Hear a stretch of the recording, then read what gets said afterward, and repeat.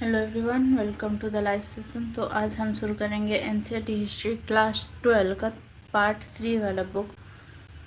तो शुरू करते हैं।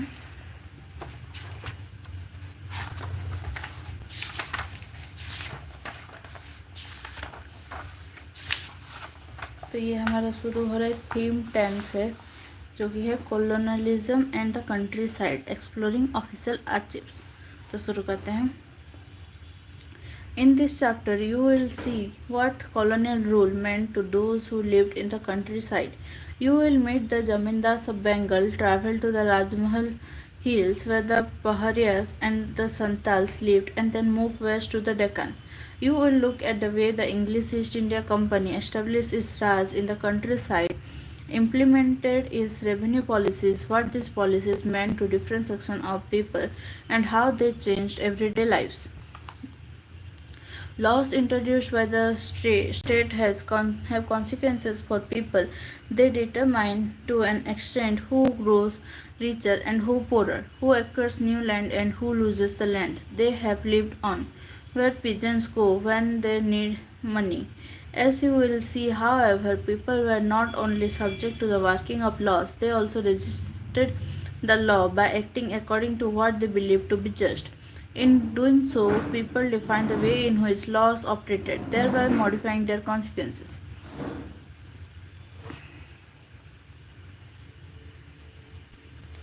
You will also come to know about the sources that tell us about these histories and the problems historians face in interpreting them. You will read about revenue records and surveys, journals and accounts left by surveyors and travelers, and reports produced by inquiry commissions.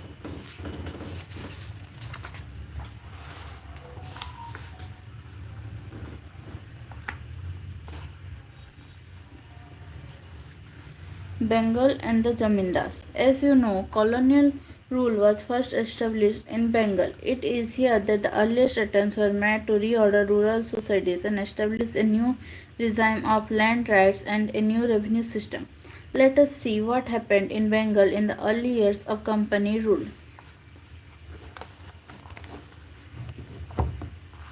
An auction in Burdwan. In 1797, there was an auction in Burdwan, present day Bardhaman. It was a big public event. A number of mahals, estates held by the Raja of Bardhaman, were being sold. The permanent settlement had come into operation in 1793. The East India Company had fixed the revenue that each zamindar had to pay. The estates of those who failed to pay were auctioned to recover the revenue. Since the Raja had accumulated huge errors, his estates had been put up for auction. Raja, literally king, was a term that was often used to designate powerful zamindars.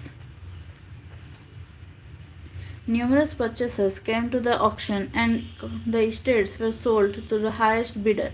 But the collectors soon discovered a strange twist to the tale. Many of the purchasers turned out to be servants and agents of the Raja who had bought the land on behalf of their master. Over 95% of the sale at the auction was fictitious. The Raja's estates had been publicly sold, but he remained in control of his zamindari. Why had the Raja failed to pay the revenue? Who were the purchasers at the auction? What does the story tell us about what was happening in the rural areas of eastern India at that time? The problem of unpaid revenue. The estates of the Bardhaman Raj were not the only ones sold during the closing years of the 18th century. Over 75% of jamindaris changed hands after the permanent settlement. In introducing the permanent settlement, British officials hoped to resolve the problem they had been facing since the conquest of Bengal. By the 1770s, the rural economy in Bengal was in crisis, with recurrent famines and declining agricultural output. Officials felt that agriculture, trade, and the revenue resources of the state could all be developed by encouraging investment in agriculture. This could be done by securing rights of property and permanently fixing the rates of revenue demand. If the revenue demand of the state was permanently fixed, then the company could look forward to a regular flow of revenue, while entrepreneurs could feel sure of earning a profit from their investment. Since the state would not siphon it off by increasing its claim, the process officials hoped would lead to the emergence of a class of yeoman farmers and rich landowners who would have the capital and enterprise to improve agriculture. Nurtured by the British, this class would also be loyal to the company. The problem, however, lay in identifying individuals who could both improve agriculture and contract to pay the fixed revenue to the state. After a prolonged debate amongst company officials, the permanent settlement was made with the Rajas and Talukdars of Bengal. They were now classified as Jamindars and they had to pay the revenue demand that was fixed in perpetuity. In terms of this definition, the Jamindar was not a landowner in the village but a revenue collector of the state. Jamindars had several, sometimes as many as 400 villages under them. In company calculations, the villages within one jamindari found one revenue estate. The company fixed the total demand over the entire estate whose revenue the jamindar contracted to pay. The jamindar collected rent from the different villages, paid the revenue to the company and retained the difference as his income. He was expected to pay the company regularly, failing which his estate could be auctioned. Talukdar literally means one who holds a taluk or a connection. Taluk came to refer to a territorial unit. Why Jamindars defaulted on payments? Company officials felt that a fixed revenue demand would give Jamindars a sense of security and assured of returns on their investment and encourage them to improve their estates. In the early decades after the permanent settlement, however, Jamindars regularly failed to pay the revenue demand and unpaid balances accumulated. The reason for this failure were various. First, the initial demands were very high. This was because it was felt that if the demand was fixed for all time to come, the company would never be able to claim a share of increased income from land when prices rose and cultivation expanded. To minimize this anticipated loss, the company pegged the revenue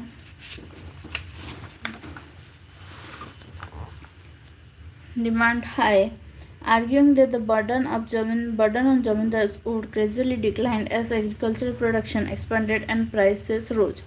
Second, this high demand was imposed in the 1790s, a time when the prices of agricultural produce were depressed, making it difficult for the ryots to pay their dues to jamindar. If the jamindar could not collect the rent, how could he pay the company? Third, the revenue was invariable regardless of the harvest and had to be paid punctually. In fact, according to the sunset law, if payment did not come in by sunset of the specified date, the jamindari was liable to be auctioned. Fourth, the permanent settlement initially limited the power of the jamindar to collect rent from the ryot and manage his jamindari. Riot is the way the term riot used to designate peasants was spelled in British records. Ryots in Bengal did not always cultivate the land directly but leased it out to under ryots. The company has recognized the jamindars as important, but it wanted to control and regulate them, subdue their authority, and restrict their autonomy. The jamindars' troops were disbanded, customs duties abolished, and their kacharis or courts brought under the supervision of a collector appointed by the company. Jamindars lost their power to organize local justice and the local police.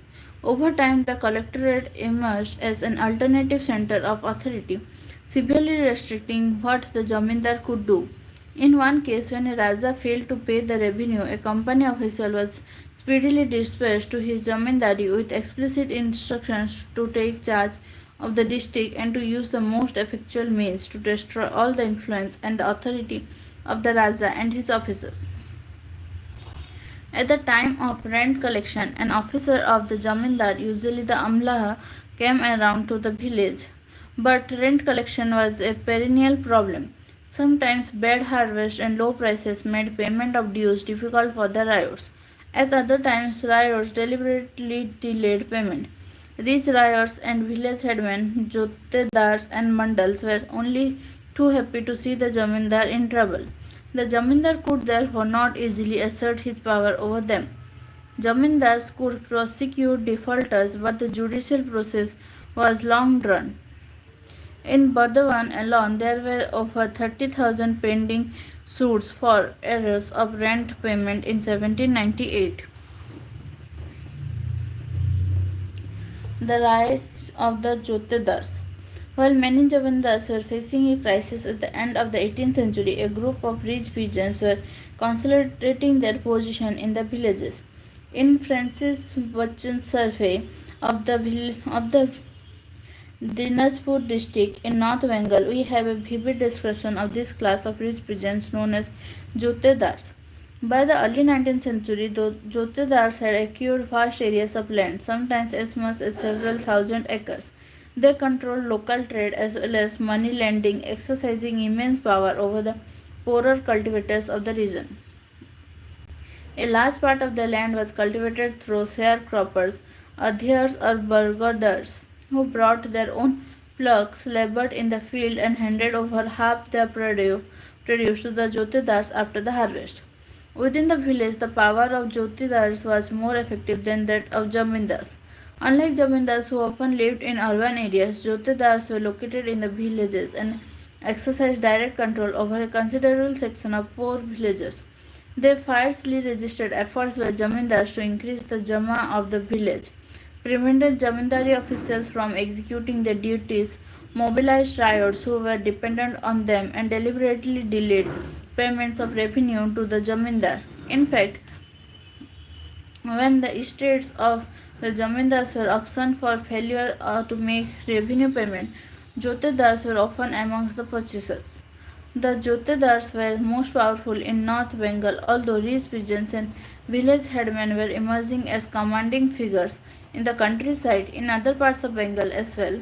In some places they were called hauladars, elsewhere they were known as gantidars or mandals. Their rise inevitably weakened Zamindari authority.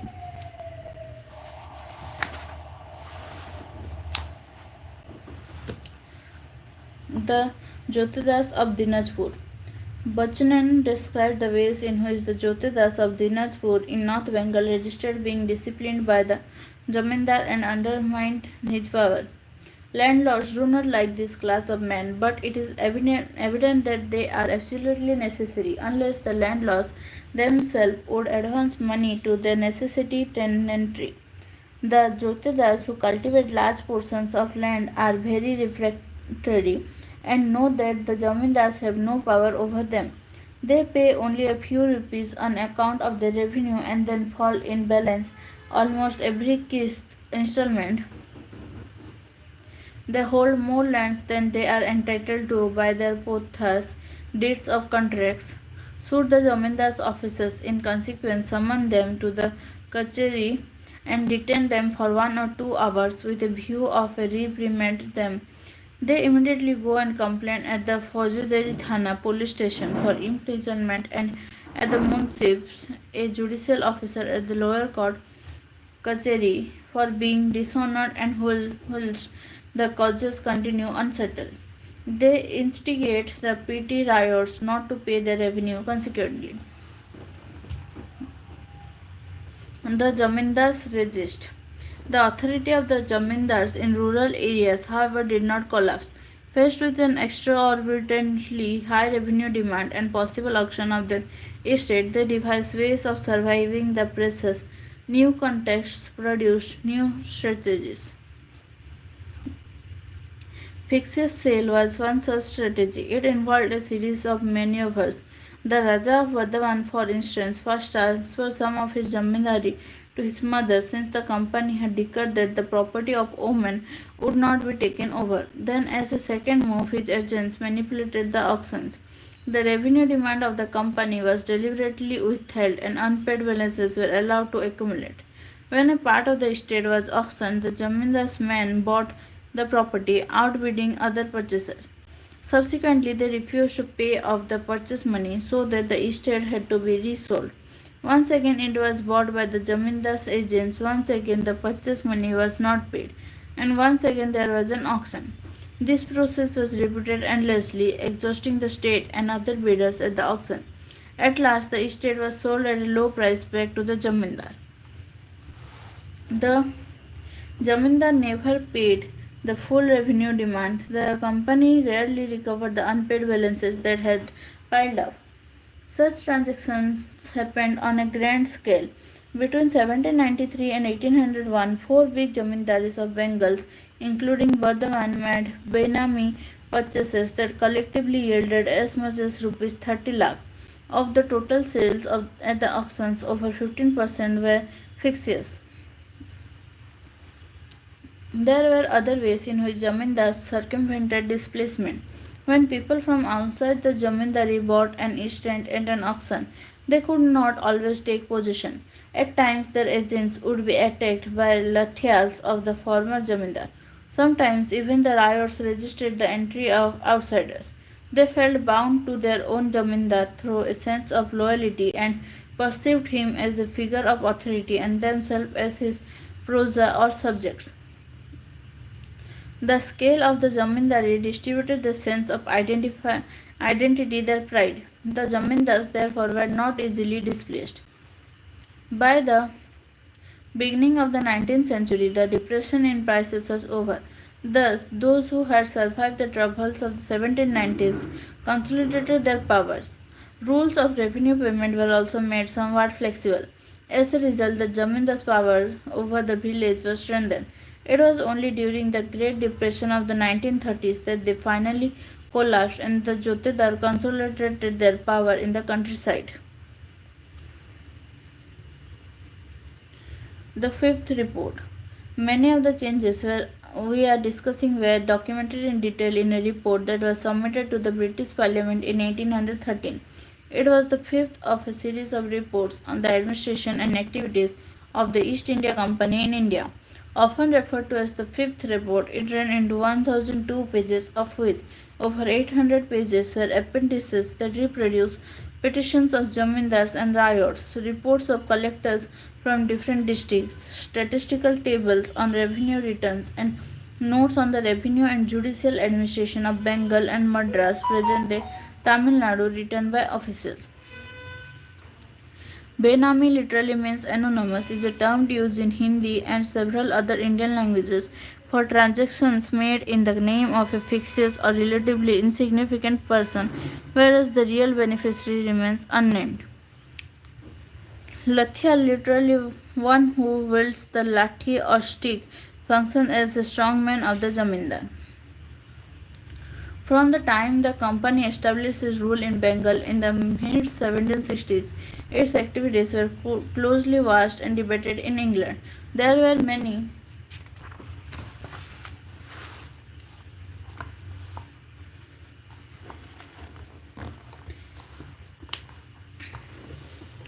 groups in Britain who were opposed to the monopoly that the East India Company had over trade with India and China.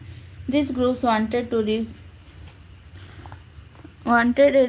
revocation of the royal charter that gave the company the monopoly. An increasing number of private traders wanted a share in the Indian trade, and the industrialists of Britain were keen to open up the Indian market for British manufacturers. Many political groups argued that the conquest of Bengal was benefiting only the East India Company but not the British nation as a whole. Information about company misrule and maladministration was hotly debated in Britain, and incidents of greed and corruption of company officers were widely publicized in the press. The British Parliament passed a series of acts in the late 18th century to regulate and control company rule in India. It forced the company to produce regular reports on the administration of India and appointed committees to inquire into the affairs of the company. The fifth report was one such report produced by a select committee. It became the basis of intense parliamentary debates on the nature of the East India Company's rule in India.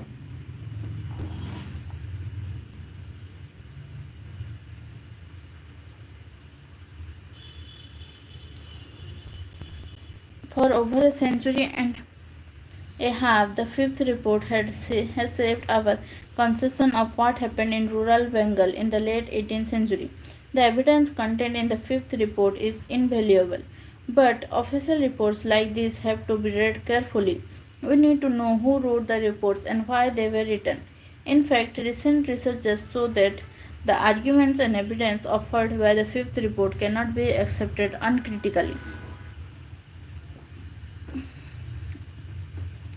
Researchers have carefully examined the archives of various Bengal zamindars and the local records of the districts to write about the history of colonial rule in rural Bengal. They indicate that intent of criticizing the maladministration of the company.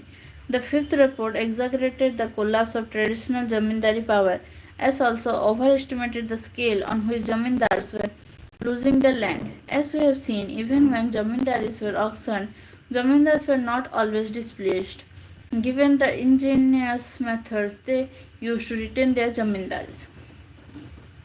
From the fifth report, referring to the condition of zamindars and the auction of lands, the fifth report stated the revenue was not realized with punctuality and lands to a considerable extent were periodically exposed to sale by auction.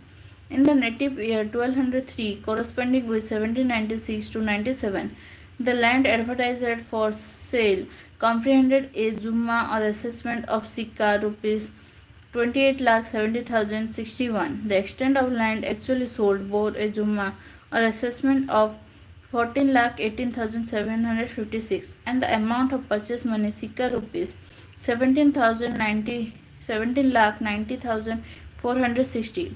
In 1204, corresponding with 1797 to 98, the land advertised was sikka rupees 26,66,191. The quantity sold was for sikka rupees 22,774,076 and the purchase money sikka rupees 21,47,580. Among the defaulters were some of the oldest families of the country. Such were the Rajas of Nodia, Rajasai, Bisenpur, all districts of Bengal, and others. The dismemberment of whose estates at the end of each succeeding year threatened them with poverty and ruin, and in some instances presented difficulties to the revenue officers in their effort to preserve undiminished the amount of public assessment.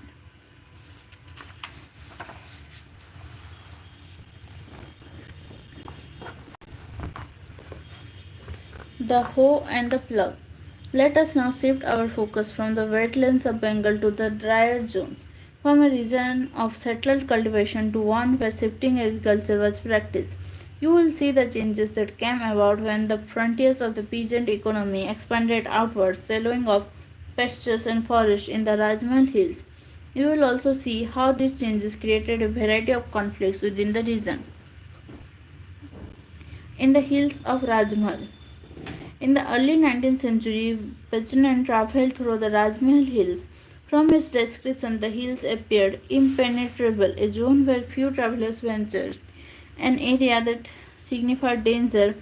Wherever he went, people were hostile, apprehensive of officials, and unwilling to talk to them. In many instances, they described their villages as absconded. Who were these hill folk? Why were they so apprehensive of Bachchan's visit? Bachchan's journal gives us tantalizing glimpses of these hill folk in the early 19th century. His journal was written as a diary of places he visited, people he encountered, and practices he saw. It raises questions in our mind but does not always help us answer them. It tells us about a moment in time but not about the longer history of people and places. For that, historians have to turn to other records.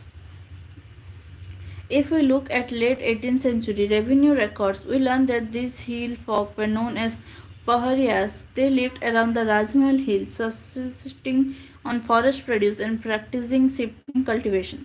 They cleared patches of forest by cutting bushes and burning the undergrowth. On these patches, enriched by the potash from the ash, the Pahariyas grew a variety of pulses and millets for consumption. They scratched the ground lightly with hoes, cultivated the clear land for a few years, and left it fallow so that it could recover its fertility and moved to a new area. From the forest, they collected mahua, a flower, for food, silk, cocoons, and resin for sale, and wood for charcoal production. The underwood they spread like a mat below the trees, and the patches of grass that covered the lands left fellow provided pasture for cattle. Who was Bajnan? Francis Bajnan was a physician who came to India and served in the Bengal Medical Service from 1794 to 1815. For a few years, he was surgeon to the Governor General of India, Lord Wellesley. During his stay in Kolkata, present day Kolkata, he organized a zoo that became the Kolkata Alipur Zoo. He was also in charge of the botanical gardens for a short period.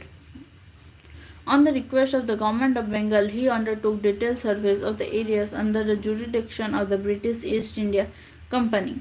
In 1815, he fell ill and returned to England. Upon his mother's death, he inherited her property and assumed her family name Hamilton, so he is often called Bajnan Hamilton.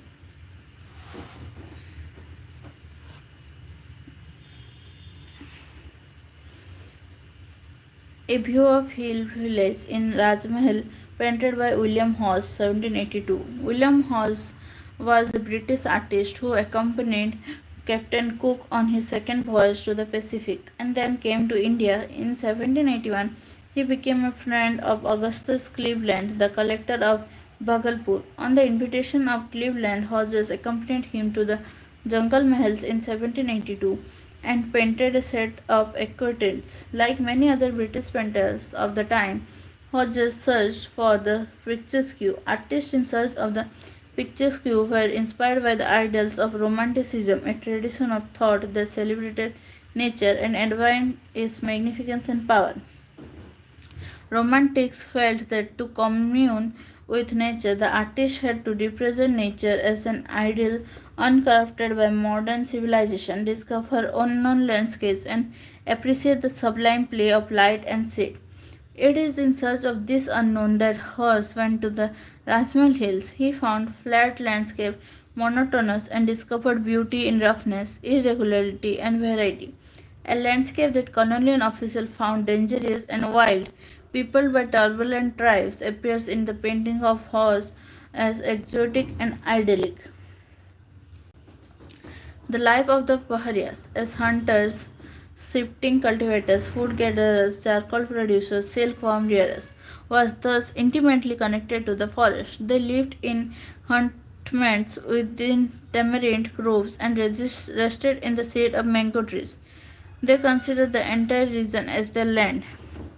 Aquatint is a picture produced by cutting into a copper sheet with acid and then printing it. They consider the entire region as their land, the basis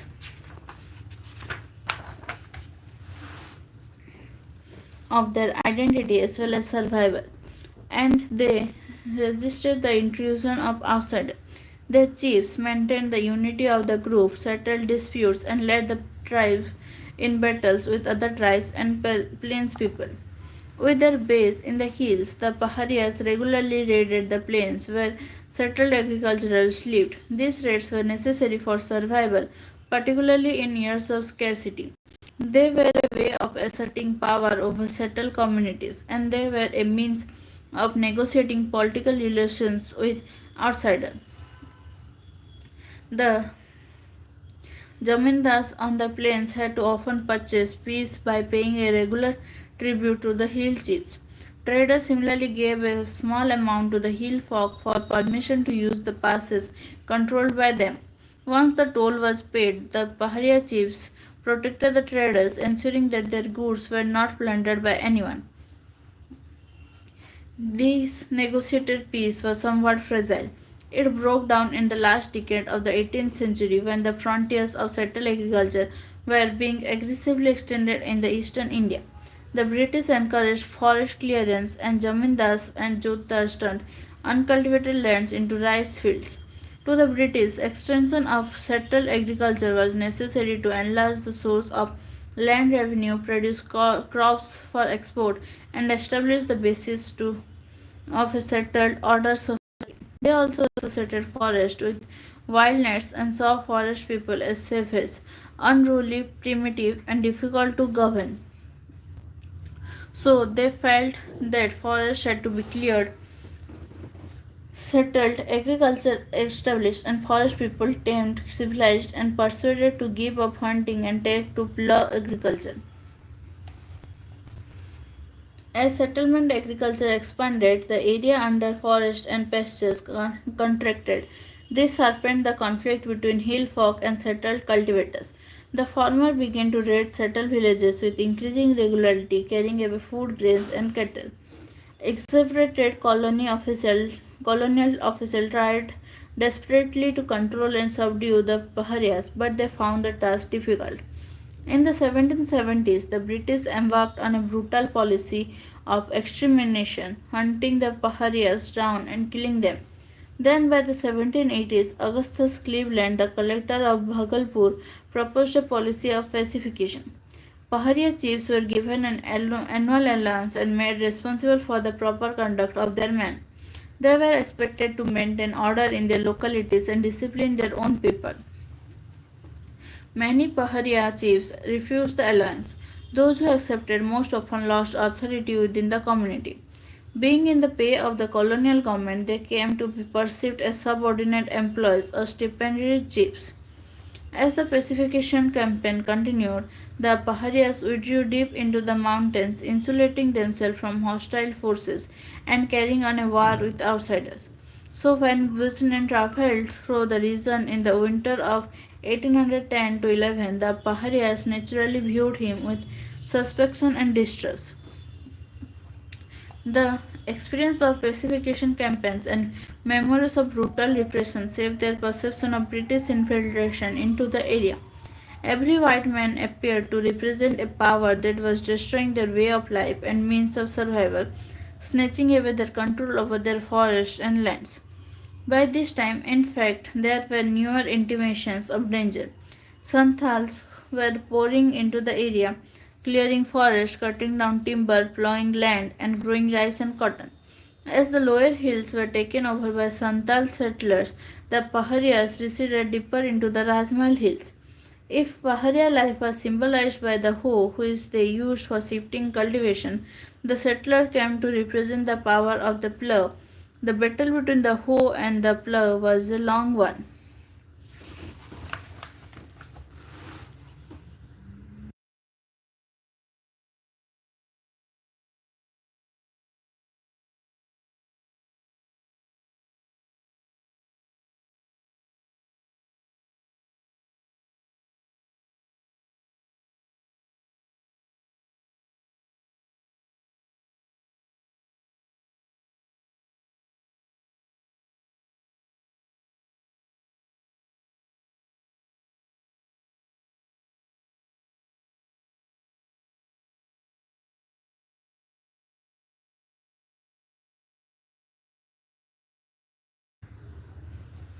The Santhals, pioneer settlers. At the end of 1810, Buchanan crossed Kanjuria Pahar, which was part of the Rajmahal Ranges, passed through the rocky country beyond and reached a village. It was an old village, but the land around had been recently cleared to extend cultivation. Looking at the landscape, Buchanan found evidence of the region having been transferred through proper application of human labor. He wrote, Gunjaria is just sufficiently cultivated to show what a glorious country this might be made. I think its beauty and riches might be made equal to almost any in the universe. The soil here was rocky but uncommonly fine, and nowhere had Buchanan seen finer tobacco and mustard. On enquiry, he discovered that the frontiers of cultivation here had been extended by the Santhals. They had moved into this area around 1800, displaced the hill folk who lived on these lower slopes, cleared the forest, and settled the land.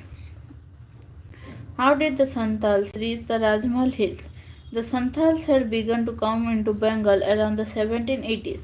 Zamindars hired them to reclaim land and expand cultivation, and British officials invited them to settle in the jungle mahals. Having failed to subdue the Paharias and transfer them into settled agriculturalists, the British turned to the Santals. The Paharias refused to cut forests, resisting touching the plug and continued to be turbulent. The Santals, by contrast, appeared to be idle settlers, clearing forests and ploughing the land with vigor. The Santals were given land and persuaded to settle in the foothills of Rajmahal. By 1832, a large area of land was demarcated as Damin Aiko. This was declared to be the land of the Santals. They were to live within it, practice flock agriculture, and become settled peasants. The land grant to the Santals stipulated that at least one-tenth of the area was to be cleared and cultivated within the first 10 years. The territory was surveyed and mapped, enclosed with boundary pillars. It was separated from both the world of the settled agriculturalists of the plains and the Paharias of the hills. After the demarcation of the Minaiko, Santhal settlements expanded rapidly. From 40 Santhal villages in the area in 1838, as many as 1,473 villages had come up by 1851. Over the same period, the Santhal population increased from a mere 3,000 to over 82,000. As cultivation expanded, an increased volume of revenue flowed into the company's coffers. Santhal myths and songs of the 19th century refer very frequently to a long history of travel. They represent the Santhal past as one of the continuous mobility, a tireless search for a place to settle. Here in the Minaikho, their journey seemed to have come to an end. When the Santhal settled on the peripheries of the Rajmahal hills, the Paharias resisted but were ultimately forced to withdraw deeper into the hills. Restricted from moving down to the lower hills and valleys, they were confined to the dry interior and the more barren and rocky upper hills. This severely affected their lives, impoverishing them in the long term. Shifting agriculture depended on the ability to move to newer and newer land and utilization of the natural fertility of the soil. When the most fertile soil became inaccessible to them, being part of the Damin, the Paharias could not effectively sustain their mode of cultivation. When the forests of the region were cleared for cultivation, the hunters amongst them also faced problems. The Santals, by contrast, gave up their earlier life of mobility and settled down, cultivating a range of commercial crops for the market and dealing with traders and moneylenders.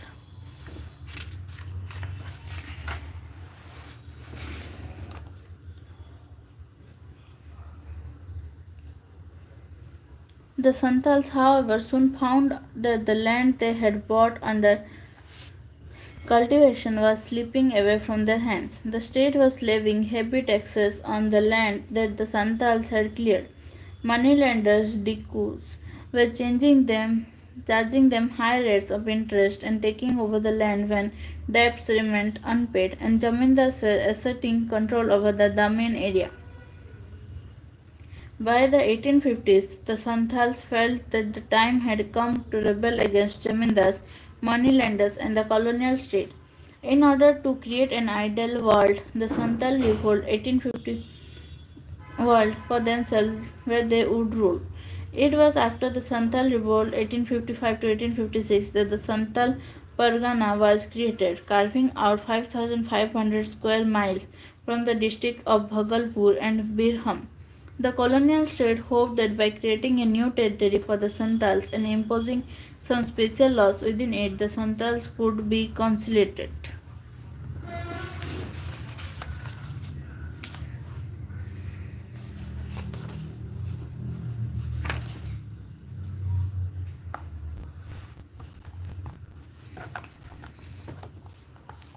The accounts of Bajnan.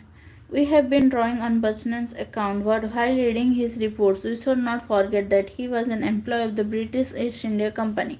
His journeys were not simply inspired by the love of landscape and the desire to discover the unknown. He marched everywhere with a large army of people, draughtsmen, surveyors, palanquin bearers, coolies. The cost of these travels were borne by the East India Company, since it needed the information that Buchanan was expected to collect. Buchanan had specific instruction about what he had to look for and what he had to record. When he arrived at a village with his army of people, he was immediately perceived as an agent of the Sarkar. As the company consolidated its power and expanded its commerce, it looked for natural resources it could control and exploit. It surveyed landscape and revenue sources, organized voyages of discovery, and sent its geologists and geographers, its botanists and medical men to collect information. Buchanan, undoubtedly an extraordinary observer, was one such individual. Everywhere Buchanan went, he obsessively observed the stones and rocks and the different strata and layers of soil. He searched for minerals and stones that were commercially valuable. He recorded all signs of iron ore and mica, granite, and saltpeter. He carefully observed local practices of salt making and iron ore mining. Buchanan on the Santals. Buchanan wrote, "They are very clever in clearing new lands, but live meanly. Their huts have no fence, and the walls are made up of small sticks placed upright, close together, and plastered within with clay. They are small and slovenly and too flat roofed with very little arch." When Buchanan wrote about a landscape, he most often described not just what he saw, what the landscape was like, but also how it could be transformed and made more productive.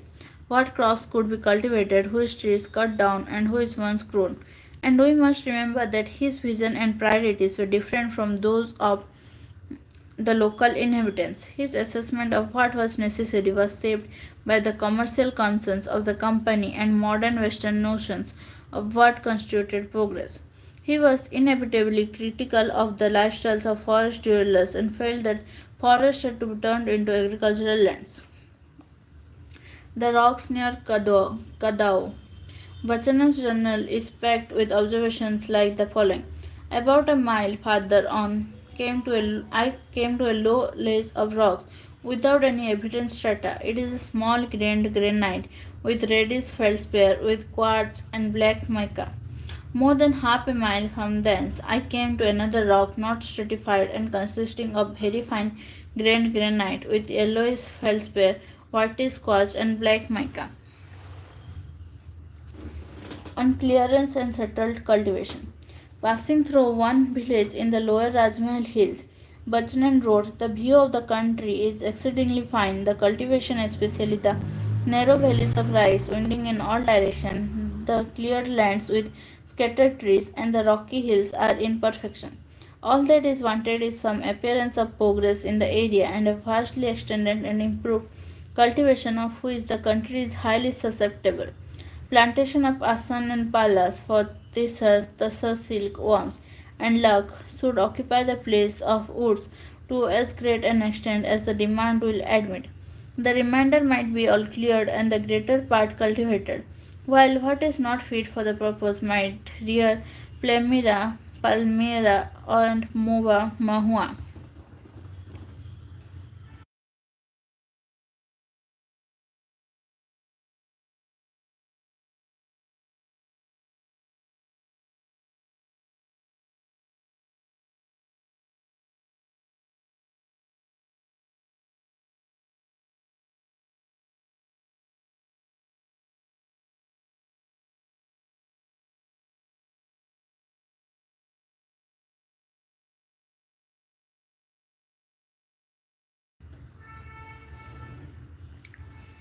A revolt in the countryside, the Bombay Deccan. You have read about how the lives of peasants and zamindars of colonial Bengal and the Paharias and Santals of the Rajmal Hills were changing. Now let us move across to western India and to a later period and explore what was happening in the countryside in the Bombay Deccan. One way of exploring such changes is by focusing on a peasant revolt. In such climatic times, rebels express their anger and fury. They rise against what they perceive to be injustice and the cause of their suffering. If we try to understand the premises of their resentment and peel the layers of their anger, we get a glimpse of their life and experience that is otherwise hidden from us. Revolts also produce records that historians can look at. Alarmed by the action of rebels and keen on restoring order, state authorities do not simply repress a rebellion. They try and understand it and inquire into its causes so that policies can be formulated and peace established. These inquiries produce evidence that historians can explore. Through the 19th century, peasants in various parts of India rose in revolt against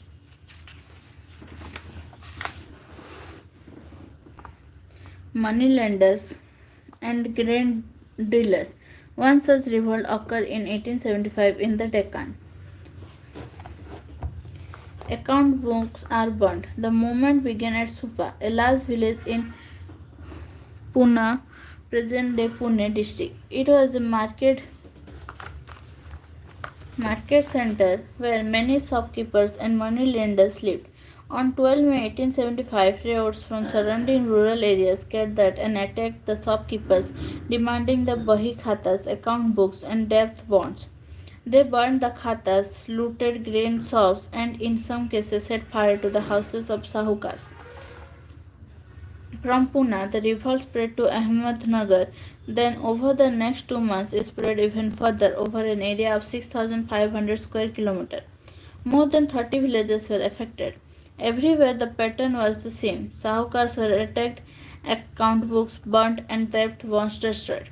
Terrified of peasant attacks, the Sahukars fled the villages, very often leaving their property and belongings behind.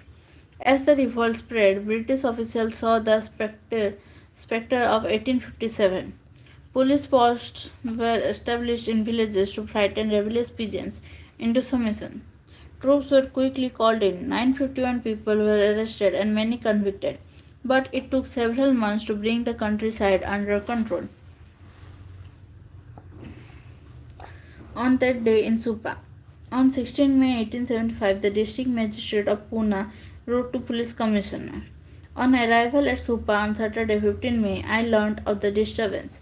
One house of a moneylender was burned down, about a dozen were forcibly broken into and completely gutted of their content.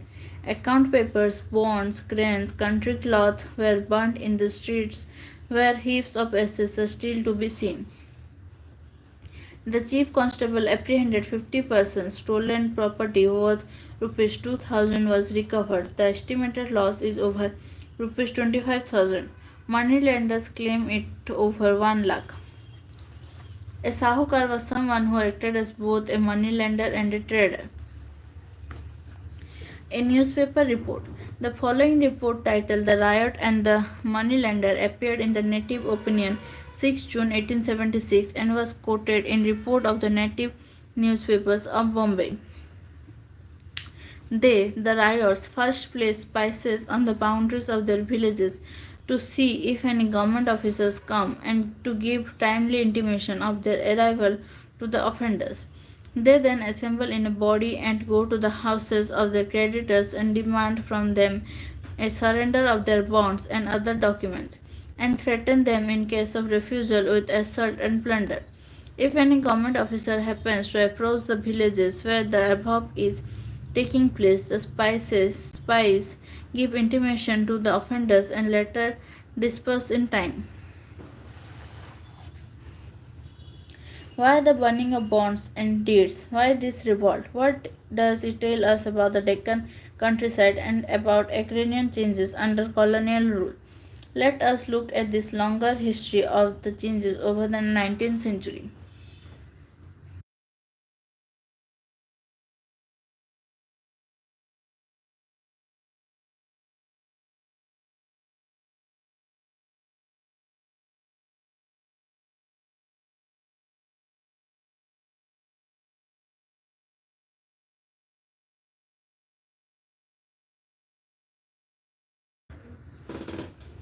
A new revenue system.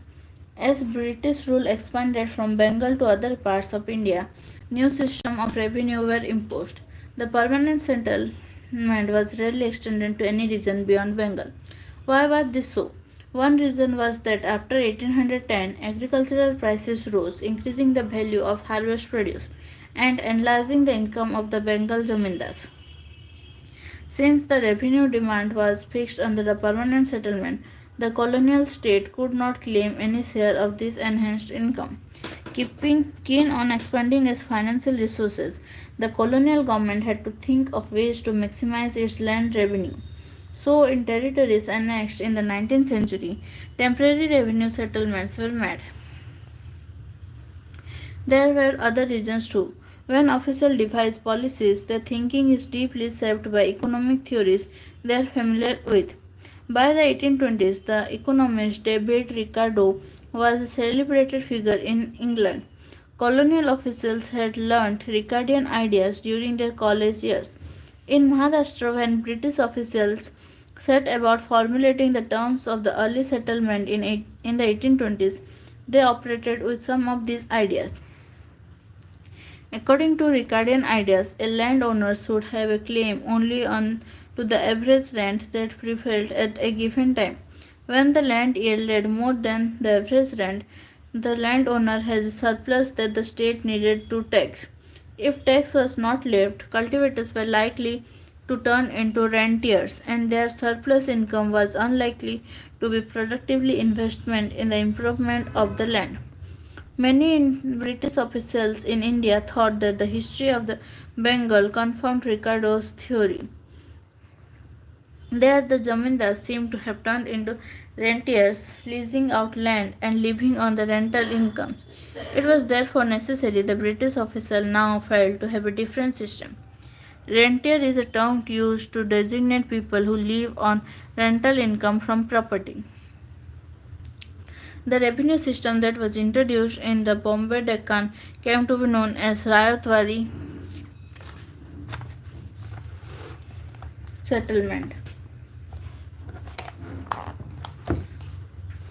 Unlike the Bengal system, the revenue was directly settled with the riot. The average income from different types of soil was estimated. The revenue paying capacity of the riot was assessed, and a proportion of it fixed as the share of the state. The lands were resurveyed every 30 years and the revenue rates increased. Therefore, the revenue demand was no longer permanent. Revenue demand and peasant debt. The first revenue settlement in the Bombay Deccan was made in the 1820s. The revenue that was demanded was so high that in many places peasants deserted their villages and migrated to new regions. In areas of poor soil and fluctuating rainfall, the problem was particularly acute. When rains failed and harvests were poor, peasants found it impossible to pay the revenue. However, the collectors in charge of revenue collection were keen on demonstrating their efficiency and pleasing their superiors. So they went about extracting payments with utmost severity. When someone failed to pay, his crops were seized and a fine was imposed on the whole village. By the 1830s, the problem became more severe. Prices of agricultural products fell sharply after 1832 and did not recover for over a decade and a half. This meant a further decline in peasants' income. At the same time, the countryside was devastated by a famine that struck in the years 1832 to 34. One third of the cattle of the Deccan were killed and half of the human population died. Those who survived had no agricultural stocks to see them through the crisis. Unpaid balances of revenue mounted. How did cultivators live through such years? How did they pay the revenue, procure their consumption needs, purchase their plugs and cattle, or get their children married? Inevitably, they borrowed. Revenue could rarely be paid without a loan from a money lender. But once a loan was taken, the riot found it difficult to pay it back. As debt mounted and loans remained unpaid, peasants' dependence on money lenders increased. They now needed loans even to buy their everyday needs and meet their production expenditure. By the 1840s, officials were finding evidence of alarming levels of peasant indebtedness everywhere. By the mid 1840s, there were signs of an economic recovery of sorts. Many British officials had begun to realize that the settlements of the 1820s had been harsh. The revenue demanded was exorbitant, the system rigid, and the peasant economy on the verge of collapse. So the revenue demand was moderated to encourage peasants to expand cultivation. After 1845, agricultural prices recovered steadily. Cultivators were now extending their acreage, moving into new areas, and transferring pasture land into cultivated fields. But to expand cultivation, peasants needed more plugs and cattle. They needed money to buy seeds and lands. For all this, they had to turn once again to the money lenders for loans. Then came the cotton boom.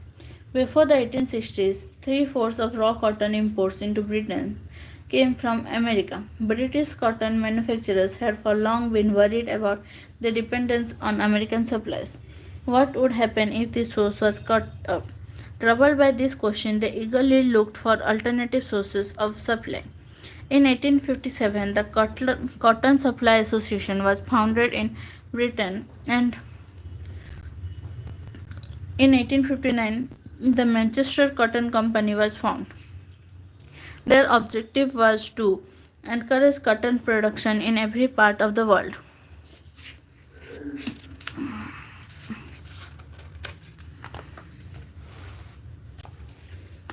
Suited for its growth. India was seen as a country that could supply cotton to the landscape seed if the American supply dried off. It possessed suitable soil, a climate favorable to cotton cultivation, and cheap labor. When the American Civil War broke out in 1861, a wave of panic spread through cotton circles in Britain. Raw cotton imports from America fell to less than 3% of the normal, from over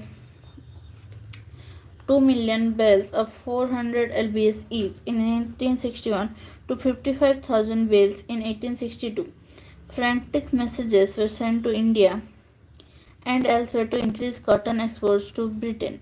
In Bombay, cotton merchants visited the cotton districts to assess supplies and encourage cultivation.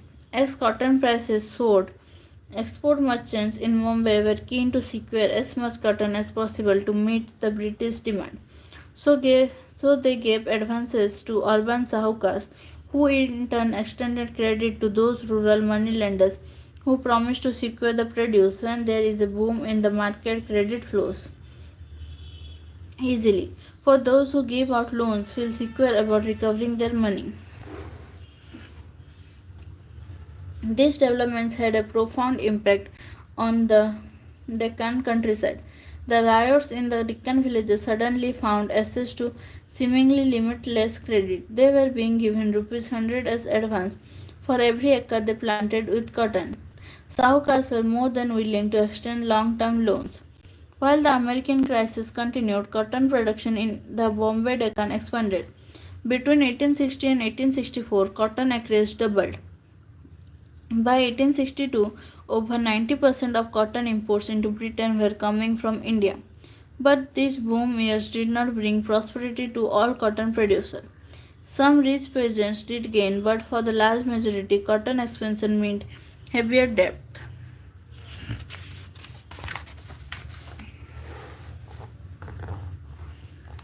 Credit dries up.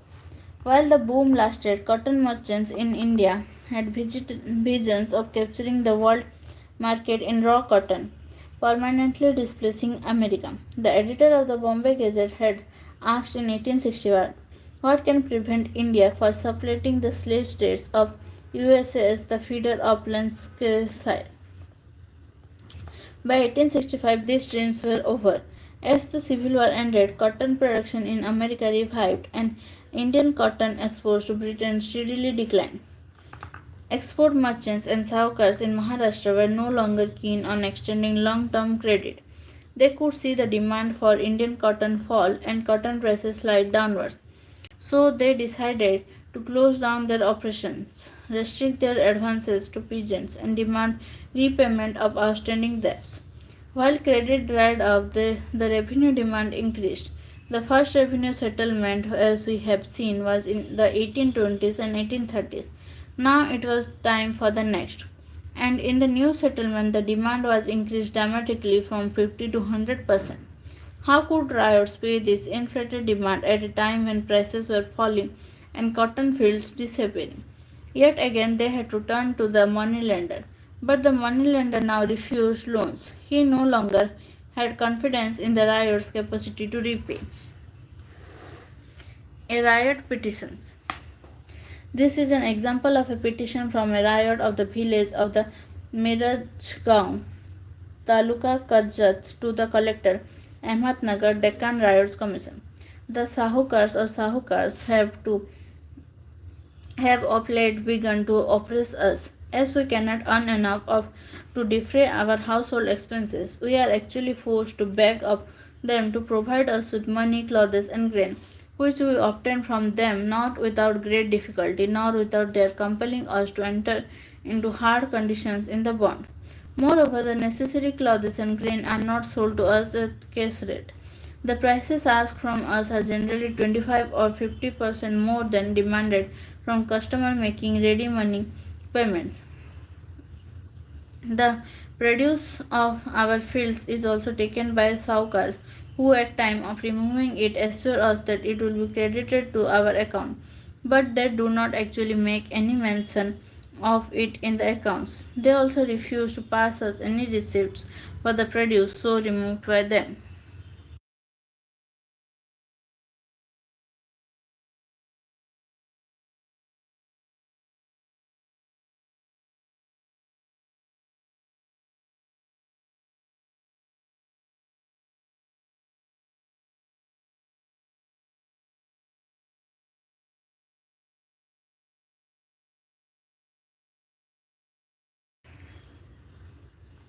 The experience of injustice, the refusal of moneylenders to extend loans enraged the riots.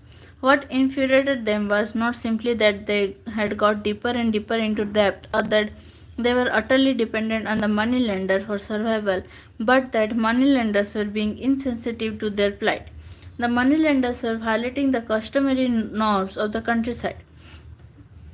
Money lending was certainly widespread before colonial rule, and moneylenders were often powerful figures.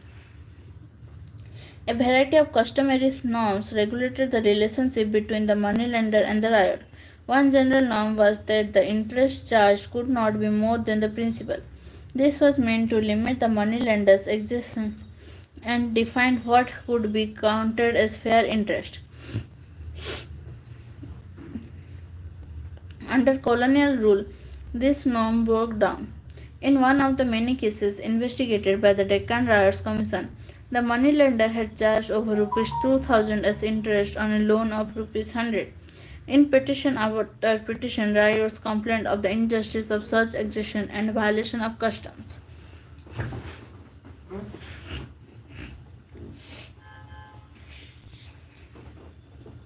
Deeds of hire. When debts mounted and peasant was unable to pay back the loan to the moneylender, he had no option but to give over all his possession, land, cars, and animals, to the moneylender. But without animals, he could not continue to cultivate. So he took land on rent and animals on hire. He now had to pay for the animals which had originally belonged to him. He had to sign a deed of hire stating very clearly that these animals and cars did not belong to him. In cases of conflict, these deeds could be enforced through the court. The following is the text of a deed that a peasant signed in November 1873 from the records of the Deccan Riots Commission. I have sold to you, on account of the debt due to you, my 2 carriages, having iron axles with their apprentices and 4 bullocks. I have taken from you on hire under this deed the very same 2 carriages and 4 bullocks. I shall pay every month the hire thereof at rupees 4 a month, and obtain a receipt in your own handwriting. In the absence of a receipt, I shall not contend that the hire had been paid. The riots came to see the moneylender as devious and deceitful. They complained of moneylenders manipulating laws and forging accounts. In 1859, the British passed a limitation law that stated that the loan bonds signed between moneylenders and riots would have validity for only 3 years. This law was meant to check the accumulation of interest over time. The moneylender, however, turned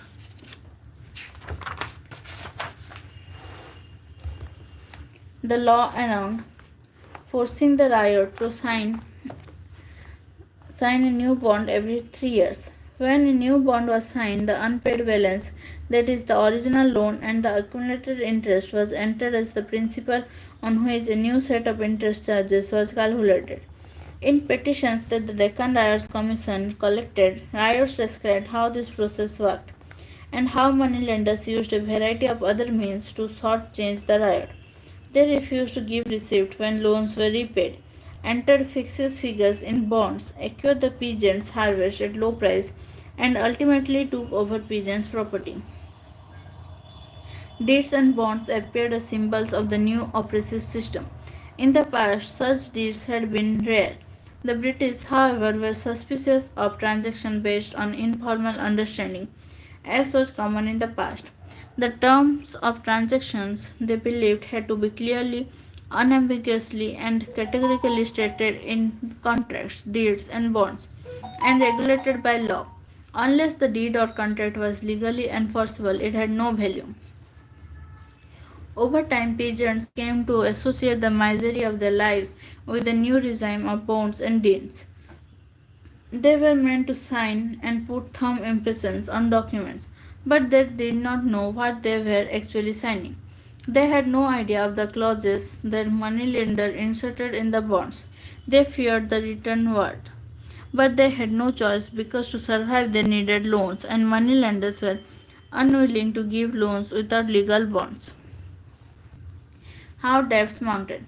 In a petition to the Deccan Riots Commission, a riot explained how a system of loans worked.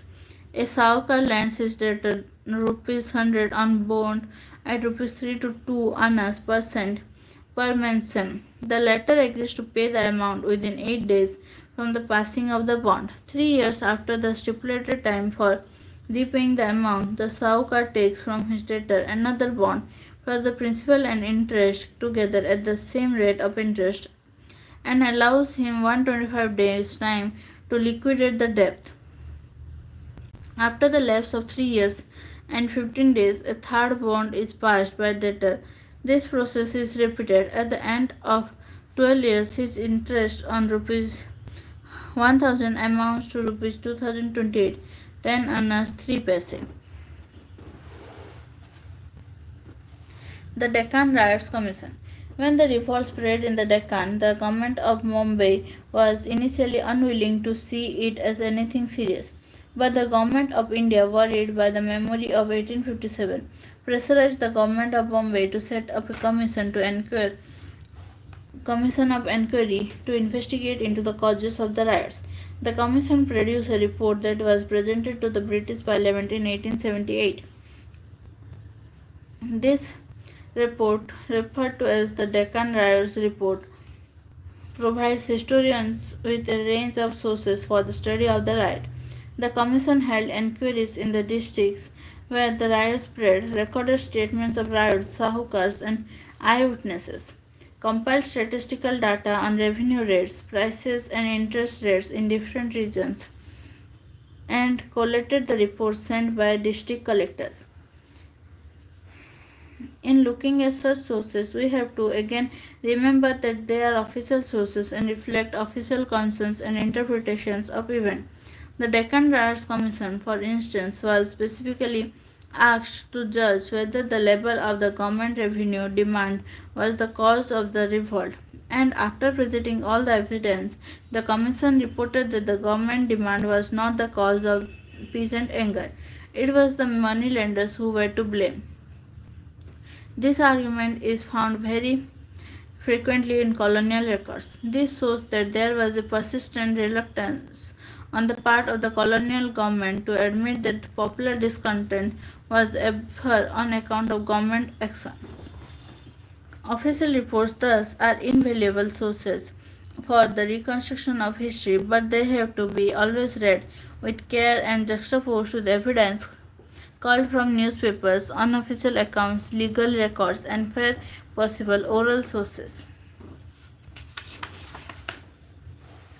तो ये है इस chapter का timeline और ये है इस chapter का एक्सरसाइज। और आज का चैप्टर यहीं पर ख़त्म होता है। डेली लाइव क्लास के लिए चैनल को सब्सक्राइब कर दीजिए और बेल आइकन पर क्लिक कर दीजिए। Thank you, thanks for joining.